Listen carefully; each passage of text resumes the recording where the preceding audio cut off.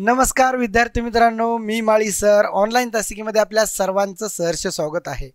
विद्यार्थी मित्रांनो, सर्वात आवडीचा सर्वात सोपा विषय मराठी व्याकरण हा घटक आपण शिकत आहोत आणि या घटकामध्ये तसं पाहिलं तर मराठी व्याकरण हे 3 घटकामध्ये शिकायला पाहिजे। तर वर्णविचार, शब्दविचार आणि वाक्यविचार हे 3 घटक आहेत। त्यामधील आजचा सगळ्यात महत्त्वाचा म्हणजे शब्दविचार, जास्त मार्क देऊन जाणारा, जास्त संकल्पना, जास्तीत जास्त कंटेंट याच्यामध्ये आपल्याला जास्तीत जास्त भरपूर शिकायला मिळणारा जो घटक आहे तो म्हणजे शब्दविचार आहे।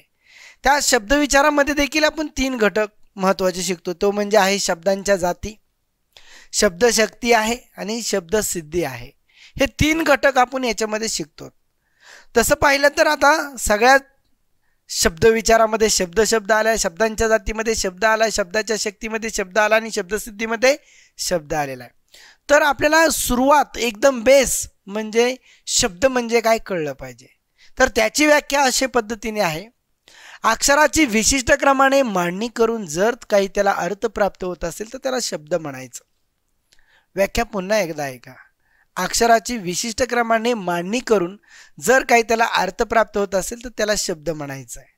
आणि मग हे जे शब्द आहेत हे कसे शब्द असतात, आपण समाजामध्ये वावरत असताना दैनंदिन जीवनामध्ये आपण असंख्य शब्द आपण उच्चारतो, कारण वाक्य हे शब्दांनीच बनलेलं असतं। मग शब्द अक्षरांनी बनले जातात। मग असे असंख्य अक्षर आपण काही जोडून टाकले, त्यांना विशिष्ट क्रम नाही दिला तर ते शब्द होणार नाहीत।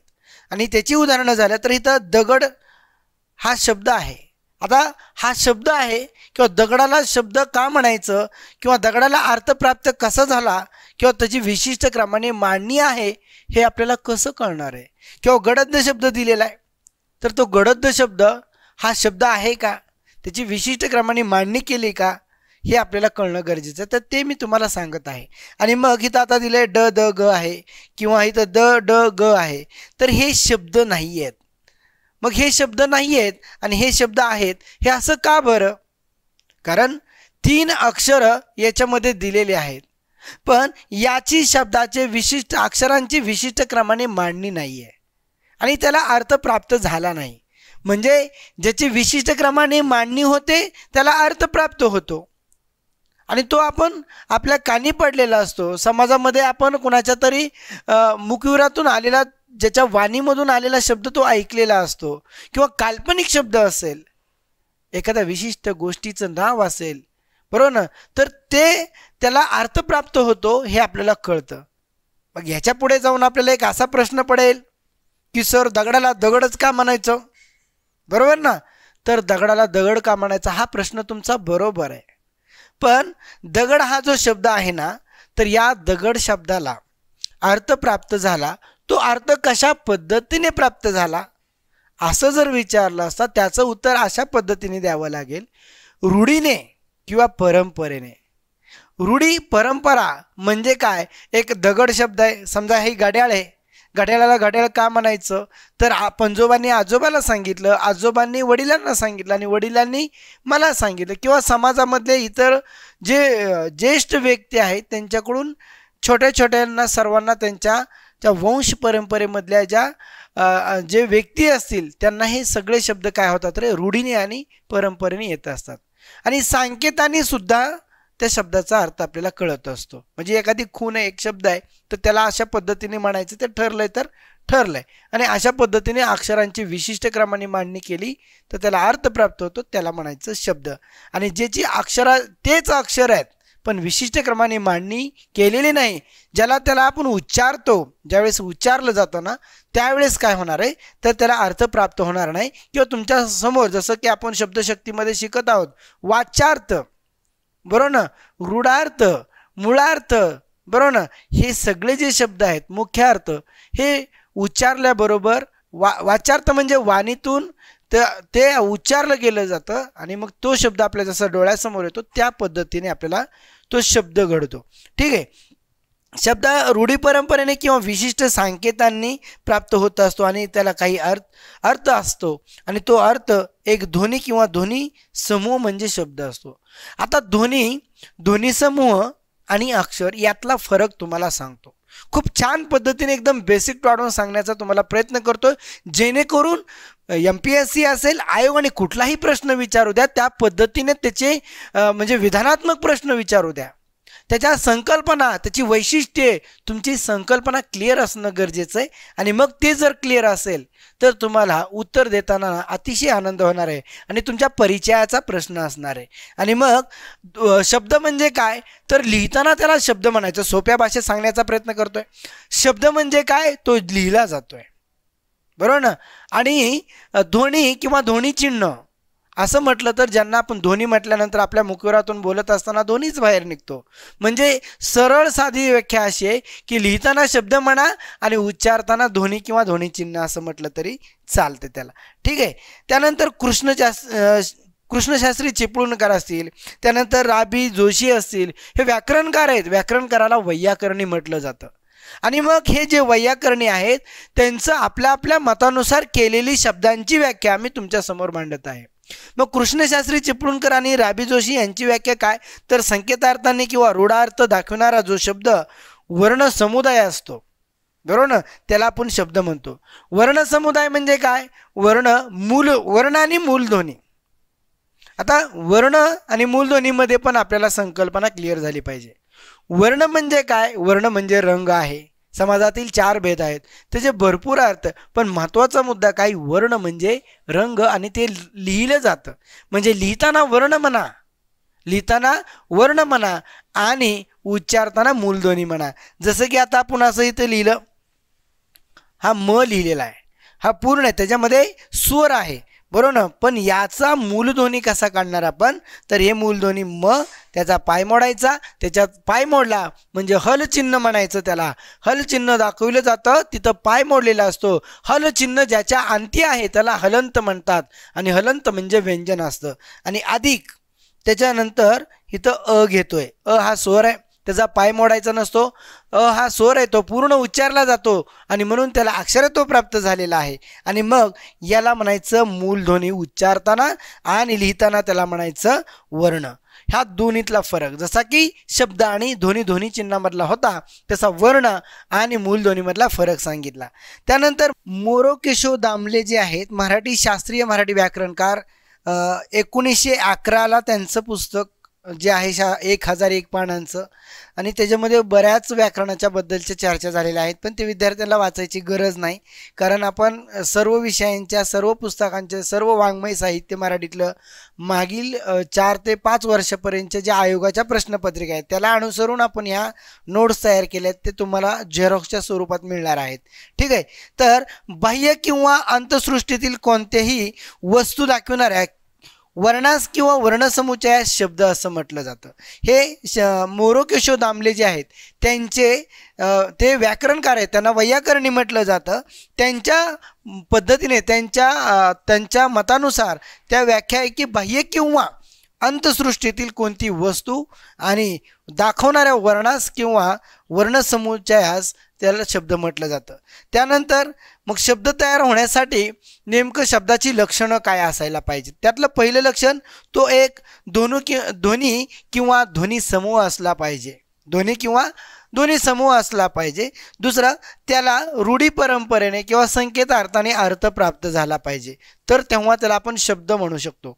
त्यानंतर त्याचा वाक्यात स्वतंत्र वापर झाला पाहिजे, बरोबर ना. शब्द असेल तर तो वाक्यात वापरला जाऊ शकतो, स्वतंत्र वापरला जाऊ शकतो, तो कुणावरती अवलंबून नसायला पाहिजे. तर ही 3 या अक्षरी या संज्ञेची जी लक्षणं आहेत की तो ध्वनी किंवा ध्वनी समूह असायला पाहिजे. त्यानंतर रूढी किंवा संकेतार्थाने त्याला अर्थ प्राप्त झाला पाहिजे, तो एक वाक्यामध्ये स्वतंत्र वापरता आला पाहिजे.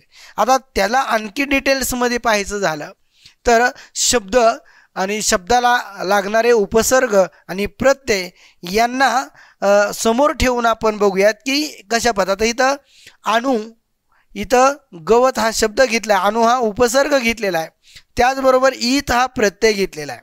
ईत प्रत्यय म्हणजे कुठला प्रत्यय, तो संस्कृत प्रत्यय का, प्रत्यय म्हणजे काय, उपसर्ग म्हणजे काय. उपसर्ग म्हणजे शब्दाच्या मागे सुरुवातीला डाव्या बाजूला एक किंवा अनेक अक्षरं लागतात, त्यांना उपसर्ग असं म्हटलं जातं. आणि शब्दाच्या पुढे, पलीकडे, नंतर, शेवटी, उजव्या बाजूला एक किंवा अनेक अक्षर लागतात, त्याला प्रत्यय म्हटलं जातं. मग उपसर्ग कसल्या पद्धतीचे आहेत, मराठी उपसर्ग आहे का, संस्कृत उपसर्ग आहे का, इकडं प्रत्यय आहेत, प्रत्यय कसल्या प्रकारचा आहे, हे सगळं आपण डिटेल्समध्ये पाहणार आहेत. परंतु आता आपल्याला फक्त की तो शब्द कसा तयार होतो आणि कुणाला अर्थ असतो आणि कुणाला अर्थ नसतो. तर पहिला मुद्दा, ध्वनी समूह आहे का, तर होय, उपसर्ग हे ध्वनी समूह असतात, शब्द हे ध्वनी समूह असतात, त्याचबरोबर प्रत्यय देखील काय असतात रे, ध्वनी समूह असतात, बरोबर ना. अर्थ, तर उपसर्गाला त्याचा स्वतःचा स्वतंत्र अर्थ असतो, बरोबर ना. आणि त्यानंतर गवत हा तर शब्दच आहे मुळात, इथं वरती दिले आपण उपसर्ग, शब्द आणि प्रत्यय. आणि मग गवत स्वतः पूर्ण तो अर्थ त्याला प्राप्त होतो आणि त्याची विशिष्ट क्रमाने मांडणी केली अक्षरांची असं म्हणायला सुद्धा हरकत नाही. मात्र प्रत्यय हे जे आहेत त्यांना प्रत्ययांना स्वतःचा स्वतंत्र अर्थ नसतो, बरोबर ना. प्रत्यय वाक्यात स्वतंत्र वापरले जात नाहीत, हे असं बरंच त्याला आपल्याला सांगता येणार आहे. प्रत्यय हे शब्द नसतात, बरोबर ना. त्यानंतर स्वतंत्र वापर उपसर्गाचा मात्र केला जात नाही, कारण ते कुणाला तरी जोडून येत असतात आणि ते जोडून येतात आणि फक्त स्वतःचा स्वतंत्र त्याला अर्थ आहे, परंतु त्याचा स्वतंत्र वापर वाक्यामध्ये केला जात नाही, हेही तितकं महत्त्वाचं आहे. हे विधानात्मक तुम्हाला प्रश्न विचारला जाऊ शकतो. आणि त्याच पद्धतीने स्वतंत्र वापर, आता वरती आपण अक्षरांची, शब्दांची संज्ञा म्हणजे लक्षणं पाहिली की त्याच्यामध्ये आपण काय रे, तर शब्दाला त्याचा स्वतंत्र वापर करता येतो वाक्यामध्ये, आणि त्या प्रत्ययाचा तर अजिबात वाक्यामध्ये स्वतंत्र वापर होत नाही, त्याला अर्थ देखील नसतो, ते शब्द नसतात, हे तर तुम्हाला मी सांगितलेलं आहे आणि आणखी सांगणार. आणि त्याची उदाहरणं पाहिली तर अनुवाद असेल, गवत असेल आणि सुटसुटीत असेल. सुटसुट अधिक ईत, हा ईत प्रत्यय त्याच्यामध्ये टाकलेला आहे. आणि म्हणून शब्द प्राप्त होत असताना, शब्द तयार होत असताना उपसर्ग, प्रत्यय आणि शब्द यांच्यामध्ये कुणाला स्वतंत्र वापर करता येतो, कुणाला अर्थ प्राप्त आहे, कोण दोन्ही चिन्ह म्हणजे स्वतःचे दोन्ही आहेत म्हणजेच अक्षर आहेत, त्यांची विशिष्ट क्रमाने मांडणी केल्यानंतर जो शब्द तयार होतो ते शब्द प्रत्यय असतात का किंवा उपसर्ग असतात का का शब्दच, हे आपल्याला सांगितले आणि तो उदाहरणं त्याची दिलेली आहेत. शब्दालाच प्रकृती, विकृती, पद आणि पद असे म्हटलं जातं. आता काय माहिती का, तर प्रकृती, शब्दाच्या मूळ रूपाला प्रकृती असं म्हटलं जातं. शब्दाच्या मूळ रूपाला प्रकृती म्हटलं जातं. शब्द म्हणजे प्रकृती आणि प्रकृती म्हणजे शब्द असं तात्पुरतं लक्षात ठेवलं तरी चालतं. त्यानंतर त्याची व्याख्या दिली, ही शाळेत असेल, रामाने असेल आणि झाडाला असेल. आता इथं वरती शाळा, राम आणि झाड दिलेलं आहे आणि ते शब्द आहेत, ते प्रकृती आहेत. मूळ शब्दालाच प्रकृती असं म्हटलं जातं, पण त्यांच्यामध्ये जो बदल झालेला असेल, म्हणजे नाम असेल तर त्याला विभक्तीचे प्रत्यय लागलेले असतील, त्याला शब्दयोगी अव्यय लागलेले असतील आणि मग ते कुणाला लागतात, त्याचं सामान्य रूप होतं का, बऱ्याच भानगडी शिकायच्यात. पण आता सद्यस्थितीला आपल्याला असं कळलं पाहिजे की शब्द, त्यानंतर प्रकृती, त्यानंतर विकृती आणि पद, ह्या 4 संकल्पना आहेत. त्या 4 संकल्पना कळल्या पाहिजेत. शब्द त्याला प्रकृती म्हणतात, ह्या 2 संकल्पना समजल्या असतील. विकृती आणि पद हे एक समजलं पाहिजे. आता पद म्हणजे काय तुम्हाला सांगतो, तर पद म्हणजे वाक्यात वापरलेला प्रत्येक शब्द हा पद असतो आणि मूळ शब्दाला प्रकृती असं म्हटलं जातं. आता उदाहरणाच्या माध्यमातून पाहू. बघा, शब्द वाक्यात वापरला गेला की त्याचे पद बनते आणि विकृत रूप म्हणजे काय, त्याचं पद असं इथं सांगितलेलं आहे. पण त्याचा बदल जरी नाही झाला तरी देखील ते काय असतं रे, ते पद असतं.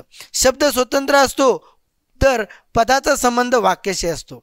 म्हणजे एक वाक्य शब्दांनी बनलेलं असतं, सोप्या शब्दात वाक्य शब्दांनी बनलेलं असतं आणि त्या वाक्यामध्ये असणारे शब्द, प्रत्येक शब्द वाक्यात पद असतो, वाक्यात पद असतो. मग त्याच्यात बदल झालेला असेल म्हणजे विकृती झालेली असेल किंवा प्रकृती असेल तरी देखील चालतं, पण वाक्यात वापरलं की त्याला पद म्हणायचं. हे सोप्या भाषेत समजून घ्यायचं, ठीक आहे. आणि मग राम कुत्रा काठी मार, राम कुत्रा काठी मार हे मूळचे काय आहेत रे, इथं शब्द आहेत आणि शब्दाला आपण काय म्हटलंय, प्रकृती म्हटलेलं आहे.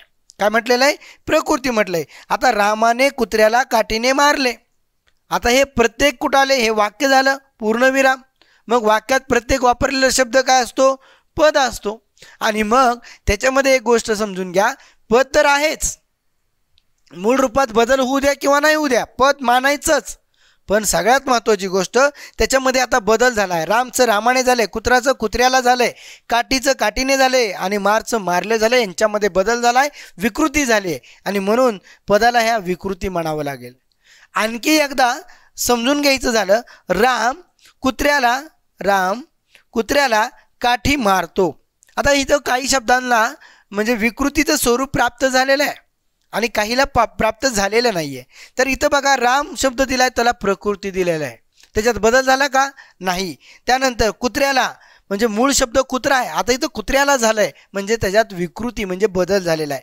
इथं काठी आहे बरोबर ना, तर प्रकृती आहे. मूळ शब्द काठी होता, आहे तसंच काठी राहिला म्हणजे प्रकृती, कारण मूळ शब्दाला प्रकृती असं म्हटलं जातं. त्यानंतर मारतो हे क्रियापद आहे आणि विकृती झालं, कारण इथं राम कुत्रा काठी मार हे मूळ शब्द होता आणि तो मारतो त्याच्यामध्ये बदल झालाय म्हणून त्याला विकृती म्हणायचं. पण हे चारही शब्द जे आहेत त्यांना चार पदे म्हटले आपण इथं, म्हणजे ही चार पदं आहेत. म्हणजेच वाक्यात वापरलेला प्रत्येक शब्द पद असतो. बदल झाला विकृती, नाही झाला प्रकृती. कन्सेप्ट क्लिअर, संकल्पना क्लिअर. समजलं असेल तुम्हाला. काय सांगितलं की वाक्यामध्ये काय केलंय आपण इथं, प्रत्येक वापरलेला जो शब्द असतो ते पद असतो, त्याच्यामध्ये बदल झाला विकृती म्हणा, बदल नाही झाला प्रकृती म्हणा आणि मूळ शब्दाला प्रकृती म्हणतात. या चार संकल्पना, चार शब्दांचा म्हणजे अर्थ समजून घ्या आणि कशाला काय म्हटलंय हे तुम्हाला चांगल्या पद्धतीने कळालं असेल. ठीक आहे. आता सगळ्यात महत्त्वाची गोष्ट तुम्हाला सांगायची आहे मला, की मराठी व्याकरणामध्ये बऱ्याच जणांना हे दैनंदिन जीवनामध्ये आपण वावरत असताना मराठी आपण बोलतो, लहानपणापासून आपली बोलीभाषा देखील मराठी आहे. मराठीचं कितीही ऋण फेडलं तरी आपल्याकडून फिटणार नाही, कारण लहान बाळसुद्धा बोलत असतं आणि ती बोलीभाषा मातृभाषा आईने शिकवलेली भाषा बोलत असतं. पण सगळ्यात महत्त्वाची गोष्ट, आता ज्यावेळेस तुम्ही प्रमाणित भाषा शिकत असाल, ज्यावेळेस तुम्हाला व्याकरणाचे नियम माहिती असणं गरजेचं आहे, जेव्हा शुद्ध लेखनाचे नियम माहिती असणं गरजेचं आहे, त्यावेळेस मात्र शुद्ध लेखनाचे जे नियम आहेत ते नियम एक किमान 7 नियम तरी तुम्हाला माहीत पाहिजेत आणि ते 7 नियमावरती तुम्हाला कुठली वेलांटी, पहिली वेलांटी का दुसरी वेलांटी, पहिला उकार का दुसरा उकार हे आपल्याला समजणं गरजेचं आहे. आणि हा अतिशय महत्त्वाचा जो आहे, अतिशय महत्त्वाचा घटक मी तुम्हाला आता शिकवण्यास सुरुवात करत आहे. त्याच्यामध्ये 7 नियमातला एक पहिला नियम तुम्हाला सांगतो. मराठी भाषेत सर्व शब्द स्वरांत लिहिले जातात. तुम्ही मराठी व्याकरण मराठीतले आपण बोलत असताना प्रत्येक आपला एक शब्द धरायचा, त्यातला एक शब्द घेतला मी, समजा बायको, तर बायको शब्दाच्या शेवटी ओ येतं बरोबर ना, ते आहो नाही ओ येतं आणि ओ हा स्वर आहे. त्यानंतर मला सांगा इथं सगळे शब्द हो का, अकारांत असेल, आकारांत असेल, इकारांत असेल, उकारांत असेल, एकारांत असेल आणि ओकारांत असेल, ह्या 6 सगळे स्वर किती आहेत रे? 14 स्वर आहेत. पण किती मॅजिक आहे बघा ना, तर याच्यामध्ये 6 स्वर जे आहेत ना ते शेवटी येतात आणि मराठीमध्ये कारांत म्हणण्याची पद्धत आहे. कारांत म्हणण्याची पद्धत आहे म्हणजे शेवटी आता इथं गरीब शब्द दिलाय बघा आपण, तर गरीबमधनं ब आणि ब मध्ये अ आहे, हा स्वर तुम्हाला माहिती आहे. मग अ असेल तर अकारांत म्हणायचं त्याच्या. त्यानंतर गोड असेल तर ड मध्ये अ आहे तर त्याला अकारांत म्हणायचं. मग ज्याच्यामध्ये अ येईल ते अकारांत असतं, ज्याच्यात आ येईल ते आकारांत असतं, ज्याच्यात ई येईल ते इकारांत असतं, ज्याच्यात उ येईल ते उकारांत असतं आणि ए येईल तिथं एकारांत आणि ओ येईल तिथं ओकारांत असतं. कारांत म्हणण्याची पद्धत मराठीमध्ये आहे. हे 6 स्वर जे आहेत, एकूण स्वर 14 आहेत, पण त्याच्यातही हे 14 स्वर जे आहेत, ह्या 14 स्वरातले फक्त 6 स्वर. कुठलाही शब्द उच्चारा तुम्ही, तो मराठीतला असावा. तर प्रत्येक शब्दाच्या शेवटी हे 6 स्वर येतात, अकारांत, आकारांत, इकारांत, उकारांत, एकारांत आणि ओकारांत. खूप मस्त महत्त्वाची गोष्ट, जेणेकरून तुम्हाला कुठं वाचायला मिळाली असेल मला माहीत नाही, पण ही गोष्ट तितकीच महत्त्वाची की शुद्ध शब्द लिहिण्यासाठी खूप महत्त्वाचं आहे. किंवा शुद्ध आणि अशुद्ध शब्द ओळखत असताना हा घटक आपल्याला आहे. शुद्ध आणि अशुद्ध शब्द शिकत असताना आपल्याला शुद्ध शब्दांचा अभ्यास करायचा आहे. चला आता आपण शुद्ध शब्दांचा अभ्यास करू. कुठंही प्रकरण नाही आहे, तर हा अभ्यास उपयोजनात्मक आहे. बरेच प्रकरणं तुम्हाला शिकल्यानंतर कळणार आहे की तुम्हाला की याच्यामध्ये आपल्याला शुद्ध शब्दांचा अभ्यास, ह्याच्यावरून आपला अभ्यास होतो. जसं की पहिलं प्रकरण आपण संधी पाहिलं. संधीमध्ये आपण काय करतो, तर संधीमध्ये झालेला प्रत्येक शब्द तत्सम असतो आणि तत्सम शब्द शुद्ध असतो, हे तुम्हाला मी सांगितलं आहे. कारण मराठी भाषा ही संस्कृत प्रधान भाषा आहे. संस्कृतमधून बरेच आपले मूळाक्षरं देखील त्यातले आले, तर शब्द तर येणारच आहेत. आणि म्हणून तुम्हाला लक्षात आलेलं असेल की शुद्ध शब्दांचा अभ्यास करताना पहिल्यांदा संधी या प्रकरणाचा अभ्यास पाहिजे, त्यानंतर तुम्हाला समास या प्रकरणाचा अभ्यास पाहिजे. सामासिक शब्द, समाससुद्धा संस्कृत प्रधान भाषा आहे. सामासिक शब्द जो असतो विग्रहापासून त्याचा सामासिक शब्द तयार होत असताना जी प्रक्रिया होते त्याला समास म्हणतात, आणि जी सामासिक शब्द असतो त्याला तत्सम शब्द असं म्हटलं जातं, आणि तत्सम शब्द शुद्ध असतो. सगळे शब्द तत्सम असतात त्या प्रकरणातले असं म्हणणार नाही, कारण संधीमध्ये पण मराठीतली विशेष संधी आहे आणि मराठीमध्ये समासामध्येही एक प्रकार आहे की अव्ययभाव समासामध्ये मराठी अव्ययभाव समास. तर जवळपास मात्र संस्कृत प्रधान भाषा म्हणजे समास हे प्रकरण आहे. आणि मग समासाचा अभ्यास, संधीचा अभ्यास, उपसर्गांचा अभ्यास, प्रत्ययांचा अभ्यास यांचा अभ्यास केल्यानंतर आणि ह्या 7 नियम शुद्धलेखनाचे आहेत यांचा अभ्यास केल्यानंतर तुमच्या मराठी व्याकरणातील किंवा तुम्हाला येणाऱ्या परीक्षेमध्ये शुद्ध शब्दांचा अभ्यास पूर्णत्वास जाण्याचा, तुम्ही तिथपर्यंत जाण्याचा प्रयत्न करतात. परत त्यानंतर काही संस्कृतचे नियम आहेत तेही तुम्हाला शिकणं गरजेचं आहे. आणि मग सगळ्यात सोपे महत्त्वाची गोष्ट काय की हे 7 जर नियम तुम्हाला कळत असतील तर या 7 नियम जर कळाले तर 7 नियमामध्ये जो शब्द मराठी आहे आणि मराठी शब्द त्याच्या नियमात नाही बसला तर तो शब्द तत्सम आहे, एवढं सांगायला सोपं जाणार आहे. म्हणून हा तुम्हाला हे जे शुद्धलेखनाचे 7 नियम आहेत ते समजले पाहिजेत. पहिला नियम सांगितला, मराठीतील सर्व शब्द स्वरांत असतात. मग इथं काळा घेतला, आंबा घेतला, वेडा घेतला, फळा घेतला आणि करा घेतला, तर याच्यामधले सगळ्या शब्दाच्या शेवटी आ येतो, म्हणजे आकारांत येतो, म्हणजे आ हा स्वर आलेला आहे. आणि म्हणून मराठीतले सर्व शब्द स्वरांत असतात, त्यापैकी आकारांत हे शब्द आहेत. आळशी आहे, वेडी आहे, गाडी आहे, बरोबर ना, खाली आहे, याच्यामध्ये दुसरी वेलांटी दिलेली आहे आणि म्हणून इकारांत हा शब्द प्रयोग इथं केलेला आहे. म्हणजे शब्दाला शेवटी दुसरी वेलांटी आली आहे, म्हणजे इकारांत आहेत. त्याचबरोबर मायाळू असेल, कडू असेल, लाडू असेल, चेंडू असेल, हे शब्द काहीतरी उकारांत आहेत. म्हणजेच काय सांगायचं आहे की शब्दाच्या शेवटी काय येतंय तुम्हाला इथं, तर स्वर येतोय. मग कुठला येतो त्याच्यावरून कारांत म्हणण्याची पद्धत. त्यानंतर मागे असेल तर हे येणार, पुढे असेल ते येणार, तळे असेल ते येणार, गाणे असेल ते येणार, एकारांत शब्द आहेत.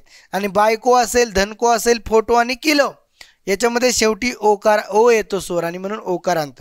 म्हणजे काय झालं रे, आतापर्यंत जेवढे मी तुम्हाला शब्द घेतले अकारांत, आकारांत, इकारांत, उकारांत, एकारांत आणि ओकारांत हे 6 स्वर वापरूनच जास्तीत जास्त मराठीतले सगळे शब्द तयार झालेले आहेत आणि त्यांच्या शेवटी हे स्वर येतात. आणि म्हणून पहिला नियम झाला, पहिला नियम कळला, पहिला नियम समजला की मराठी शब्दातील सर्व शब्द जे असतात ते स्वरांत असतं. पण कुठल्याही गोष्टीला पद असतो. अन हा समुच्चय बोधक उभयनिय अव्यय आहे.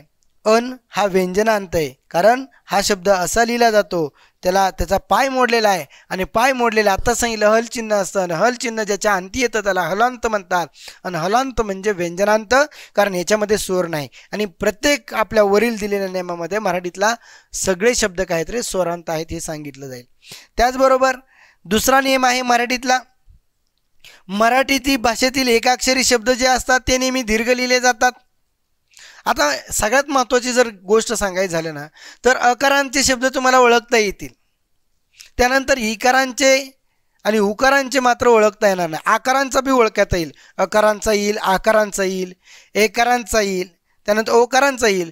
पण इकार आणि उकार म्हणजे वेलांटी आणि उकार हे जे सांगत असताना उच्चार केल्यानंतर ज्यांचा ऱ्हस्व आणि दीर्घ होतो ना तो कमी केलाय का जास्त केलाय, कारण सगळ्यांना मराठी व्याकरण बोलत असताना कितपत कमी आणि त्याचा म्हणजे जो कालावधी आहे तो कमी अधिक वापरायचा लवकर कळत नाही. आणि मग बोलल्यानंतर कसं कळणार की पहिली वेलांटी का दुसरी वेलांटी. आणि म्हणून हा नियम तुम्हाला लक्षात आला पाहिजे. म्हणून दुसरा एक नियम सांगतोय की मराठीतील एकाक्षरी शब्द जे असतात ते जर तुम्हाला लिहायचे असतील, शुद्ध लिहायचे असतील, तर त्याला येणारी जी वेलांटी असेल आणि उकार असेल तो काय लिहायचा आहे रे, दीर्घ लिहायचा आहे. मग ही असेल, मी असेल, जी असेल, ती असेल, बी असेल, की असेल, स्त्री असेल, त्यानंतर स्त्री आणि पी असेल, घी असेल, हे सगळे एकाक्षरी शब्द आहेत आणि एकाक्षरी शब्दांच्या शेवटी येणारे इकार आणि उकार. आता इकार म्हणजे काय आणि उकार म्हणजे काय कळलं पाहिजे.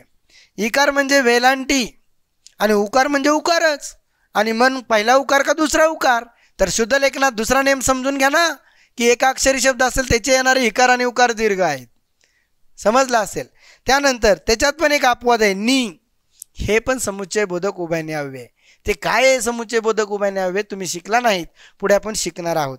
आणि हा अपवाद एक लक्षात ठेवणं गरजेचं आहे, बरोबर ना. त्यानंतर मराठीचा तिसरा नियम आहे, मराठी शब्दाच्या अंती येणारे इकार आणि उकार दीर्घ लिहिले जातात. मग कुठलाही शब्द असू द्या, गाडी असू द्या, काठी असू द्या, वाटी असू द्या, दिवाळी असू द्या, चिमणी, पिशवी, तलवारी, कामगारी, म्हणजे कामगिरी असेल, चेंडू, खडू, झाडू, हे सगळेच वासरू, लेकरू, हुतुतू आणि मायाळू हे शब्द आहेत ना.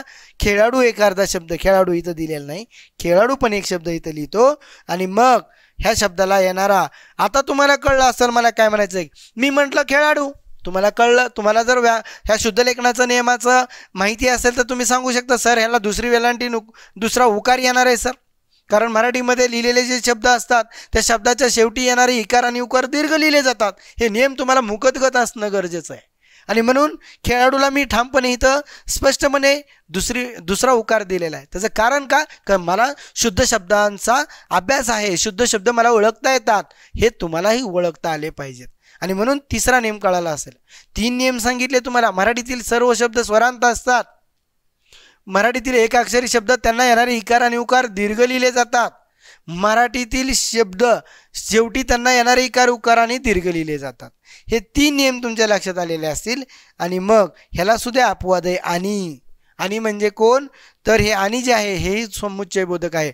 अन, नी आणि आणि हे समुच्चय बोधक उभयनिय अव्यय आहेत. हे अपवाद आहेत, हे लक्षात ठेवणं गरजेचं आहे, कारण याला दुसरी वेलांटी नाही, पहिली वेलांटी आहे. आणि मराठीमध्ये लिहिलेला शब्द जो असतो तो शब्द मराठीत येणारे शेवटी येणारे इकार आणि उकार नेहमी दीर्घ लिहायचे, हा मराठीचा नियम आहे. आणि जो मराठीच्या नियमामध्ये बसत नाही तो तत्सममध्ये जातो, एवढं ढोबळमानाने आपल्याला समजून घेणं गरजेचं आहे. आणि मग चौथा नियम तुम्हाला सांगतो, आकारांतापूर्वी येणारे इकार आणि उकार मराठी भाषेत नेहमी दीर्घ लिहिले जातात. दीर्घ शब्द असा लिहा मराठी बघा. आकारांतापूर्वी, आकारांत कळलं पाहिजे तुम्हाला. आकारांत म्हणजे ज्याच्या शेवटी अ आलेलं आहे त्याला आकारांत म्हणा किंवा रस्वांत म्हणा, चालेल, दोन्हीही म्हणा, रस्वांत म्हणा किंवा आकारांत म्हणा. पण नियम असा आहे, आकारांतापूर्वी येणारे इकार आणि उकार दीर्घ लिहिले पाहिजेत. म्हणजे वीट शब्द लिहिला, वीटमध्ये ट, ट मध्ये अ, अकारांत झाला, अकारांतापूर्वी येणारे इकार उकार दीर्घ लिहिले पाहिजेत. म्हणजे वीटला तुम्हाला परत प्रश्न पडला नाही पाहिजे की वला पहिली वेलांटी का दुसरी वेलांटी. दुसरा शब्द दिलाय जीभ, जीभमध्ये भ आहे, भ मध्ये अ आहे, अकारांतापूर्वी येणारे इकार आणि उकार दीर्घ लिहिले पाहिजे. जीभला कधीच पहिली वेलांटी द्यायची नाही मराठीच्या नियमानुसार.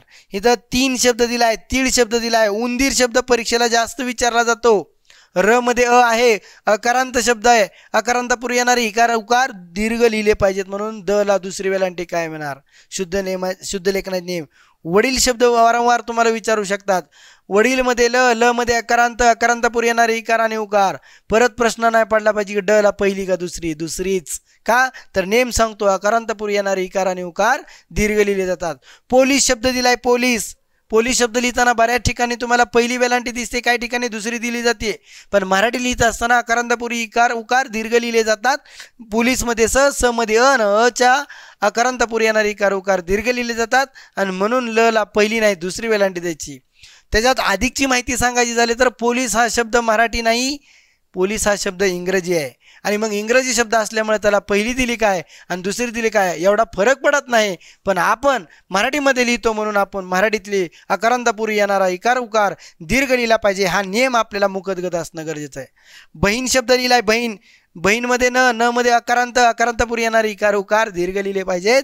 ह ला पहिली नाही दुसरी वेलांटी द्यायची. किती सोपा आहे, नियम लक्षात आला असेल तुमच्या. 4 नियम सांगितले तुम्हाला. मराठीतील सर्व शब्द स्वरांत असतात. एकाक्षरी शब्दाला येणारे इकार आणि उकार दीर्घ लिहिले जातात. मराठीतील शब्दाच्या शेवटी येणारे इकार आणि उकार दीर्घ लिहिले जातात आणि आकारांतपूर्वी येणारे इकार उकार दीर्घ लिहिले जातात. तुमचे देखील मुखतगत नियम झाले पाहिजेत. हे मुखतगत नियम झाल्यानंतर जिथं प्रमाणित तुम्ही शुद्ध लेखन करत असाल त्यावेळेस तुम्हाला निश्चितपणे तुम्हाला सांगता येईल की हा शब्द असा लिहायचा आहे, याला पहिली नाही दुसरी, दुसरी नाही पहिली, हे नियम कळले पाहिजेत. पाचवा नियम तुम्हाला सांगतो. पाचवा नियमामध्ये दीर्घांतापूर्वी येणारे इकार उकार खूप छान आणि सोपे नियम आहेत. दीर्घांतापूर्वी येणारे इकार उकार ऱ्हस्व लिहिले पाहिजेत. म्हणजे आकारांतापूर्वी येणारे इकार उकार दीर्घ आणि दीर्घांतापूर्वी येणारे इकार उकार ऱ्हस्व. सोप्या भाषेत सांगतो, आणखी काळजी करू नका. दीर्घांतापूर्वी येणारे इकार उकार कसे लिहिले जातात? मराठीत ऱ्हस्व लिहिले जातात. आणि मग ऱ्हस्व लिहित असताना खिळा शब्द आला इथं. आता खिळा शब्दामध्ये ळ ला आ आलंय. आ म्हणजे दीर्घ आहे. दीर्घांतापूर्वी येणारे इकार उकार ऱ्हस्व लिहिले जातात. मग ख ला पहिली वेलांटी येणार, बरोबर ना. शिळामध्ये ळा आकारांत आहे, त्याला आकारांत असेल तर म्हणजे दीर्घ असेल ना राजांनो तर ऱ्हस्व वेलांटी आणि उकार येईल तो द्यायचा. इथं दीर्घ आले उशिरा, मग श ला पहिली वेलांटी येणार आहे. त्यानंतर तालुका शब्द बऱ्याच वेळेस विचारला जाऊ शकतो. का मध्ये आ म्हणजे दीर्घांत किंवा आकारांतपूर्वी येणारे इकार उकार इथं ऱ्हस्व लिहिला जातो, म्हणून तालुक्याला ल ला पहिला उकार द्यायचा आहे, बरोबर ना. मुले एकारांत हे दीर्घ ये आणि म्हणून त्याला काय केले रे पहिला. हे सगळे शब्द इथं दिलेले आहेत. सगळ्यात महत्त्वाची गोष्ट तुम्हाला समजून सांगतो, कन्फ्यूज मुलं कशी होतात बघा. चूक शब्द लिहिलाय मी, चूक. आता हे आकारांतपूर्वी येणारे इकार उकार दीर्घ लिहावे लागतात, म्हणून मी चूक शब्द बरोबर लिहिलाय, बरोबर ना. क मध्ये आहे आणि आकारांतपूर्वी येणारे इकार उकार हा वरचा नियम आहे, चौथा, बरोबर ना. मग तुम्ही काय करतात, ज्यांना फक्त मागील परीक्षेत पडलेले प्रश्न असतात ना शुद्ध शब्दांचे, शुद्ध आणि अशुद्ध शब्द तिथे दिले जातात, तेवढेच तुम्ही पाठ करतात. च ला दुसरा उकार बरं का, च ला दुसरा उकार बरं का, पण च ला उकार दुसरा लक्षात ठेवता. पण ज्यावेळेस त्याचं चुका होतं, बरोबर ना, तर तुम्हाला लक्षात आलं पाहिजे की इथं आता दीर्घांत झाले. का मध्ये आ म्हणजे दीर्घांत आणि मग दीर्घांतापूर्वी येणारे इकार उकार ऱ्हस्व असतात. मग च ची इथं दुसरी वेलांटी होती, आता इथं पहिलं दुसरा उकार होता, इथं आता पहिला झालेला आहे. आणि मग पहिली जर तुम्ही नुसती पाठ करून ठेवली तर जमणार नाही, बरोबर ना. आता इथं सून दिलाय शब्द, सून आकारांतपूर्वी येणारे इकार उकार दीर्घ आहेत, पण इथं सुना असा शब्द लिहिला तर पहिला उकार येणार आहे. म्हणजे कधी पहिला आणि कधी दुसरा हे नियमावर लक्षात आलं पाहिजे, हे समजतंय तुम्हाला, बरोबर ना. आणि मग आकारांतपूर्वी येणारे इकार उकार दीर्घ लिहिले पाहिजेत आणि दीर्घांतापूर्वी येणारे इकार उकार ऱ्हस्व लिहिले पाहिजेत. बघा ना, ऱ्हस्व आलं तर दीर्घ लिहा आणि दीर्घ आलं तर ऱ्हस्व लिहा. किती सोपं आहे, कळलं असेल तुम्हाला. सहावा नेम बघा किती छान आहे.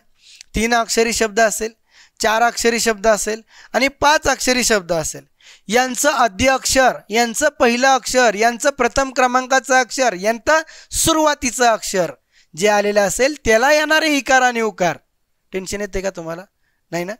काय सांगितलं, 3 अक्षरी शब्द, 4 अक्षरी शब्द, 5 अक्षरी शब्द यांच्या सुरुवातीचं अक्षर, त्यांचं आद्य अक्षर, त्यांचं सुरुवातीचं अक्षर त्याला येणारं इकार आणि उकार म्हणजे वेलांटी आणि उकार जर द्यायचा असेल तर तो ऱ्हस्व द्यायचा आहे. कसा द्यायचा आहे? इथं नियम असेल ना आपला, 3 अक्षरी, 4 अक्षरी, 5 अक्षरी शब्द प्रथम क्रमांकाचे अक्षर ऱ्हस्व लिहिलं पाहिजे.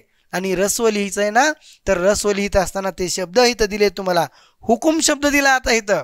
आता तुम्हाला शुद्ध शब्दाचे 6 नियम सांगतोय मी आणि 6 नियमामध्ये तुम्हाला इथं शुद्ध लिहायला तुम्हाला शिकलात. कसं शिकलात बघा. हुकुम शब्द लिहिलाय, हुकुमच्या शेवटी म आले, म म्हणजे अकारांत आहे आणि अकारांतापूर्वी येणारे इकार उकार काय सांगितले तुम्हाला?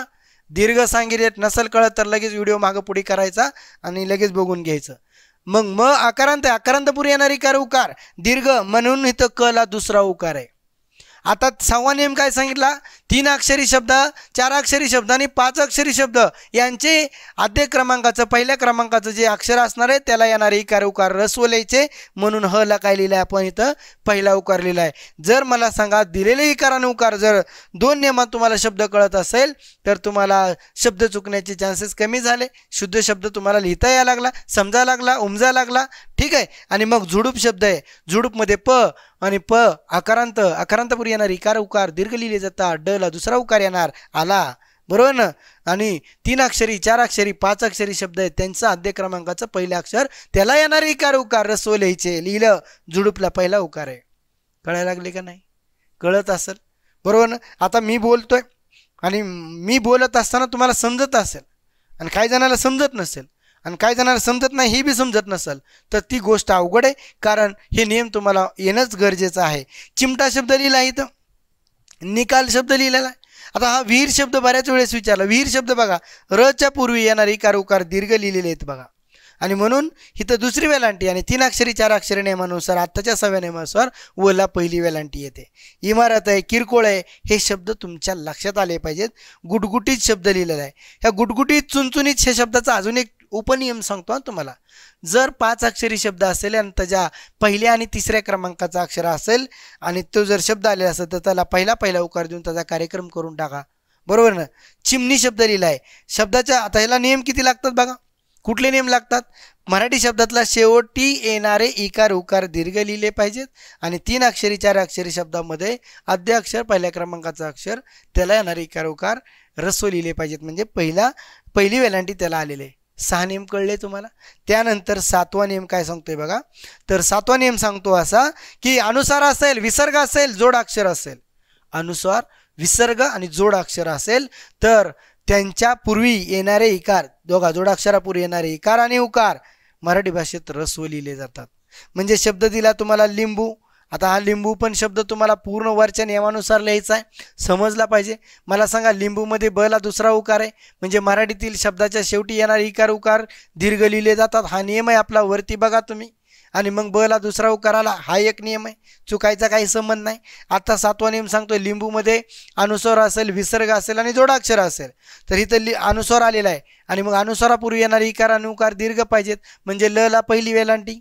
म्हणजे हा नियम तुम्हाला 2 नियमांनी हा शब्द तुम्ही शुद्ध लिहिलाय. हो, समजत असेल तुम्हाला. त्यानंतर किंवा शब्द लिहिलाय, बरोबर ना. दीर्घांतापूर्वी येणारे इकार उकार ऱ्हस्व लिहितात, हा एक नियम आहे, आणि अनुस्वारापूर्वी येणारे इकार उकार ऱ्हस्व लिहिले जातात, हा एक नियम आहे. टिंबला पण तेच आहे, इंचला पण तेच आहे.